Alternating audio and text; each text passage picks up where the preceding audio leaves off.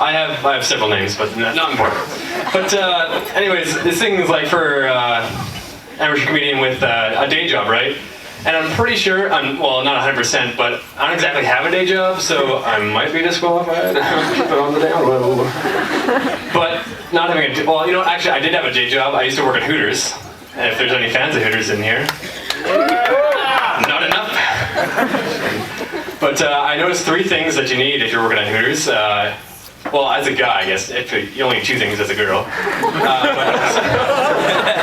some of the things you need as a guy, you need a piercing anywhere on your body, 5 shadow, classy, and 3, you need tattoos.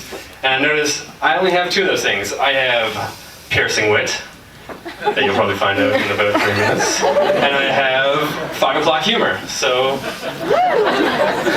yeah. But yeah, so I don't have a day job, and I haven't had one for about, I don't know, 8 months, so I've had a lot of free time on my hands, and in that time I've reflected upon my life. I've looked, I've researched things that are odd in this world, and one of those things is 101 Dalmatians, the movie, if you've seen it. It's like almost the perfect story. You got an oddly named woman, Cruella de Vil. Parents are really mean there. You got 101 dogs. Perfect amount of dogs, I'd say. And 3, you got Hugh Laurie. House is in that movie. Watch it again. House is in it. Not doing any doctor work, but I mean, it's still important. And I thought it was a good movie. And then they came out with another one 3 years later, 102 Dalmatians. And the story for 101 is they need 101 dogs to make a jacket. I'm not sure if that movie makes sense. I don't think you'd make a jacket out of 101 dogs. But apparently they did. And then 102 Dalmatians, they need 101 dogs for the jacket, and they need 1 extra puppy to stretch over 2 shoes. And looking back on that movie right now, it's it came out when I was like 5, and it just seems kind of cruel to those dogs. We need 101 dogs to kill so we can make this rich woman a jacket. Sends a great message to kids. I want to grow up to be some kind of Hitler one of these days.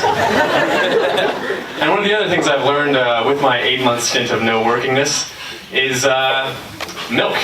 I'm a big fan of milk. I drink 2% like it's as if I was a vampire. I drink it like blood, okay? But yeah, I always wonder what the conversation was like for the guy who first discovered milk. And when he told his friends that weekend what he just found out. Guys, check it out.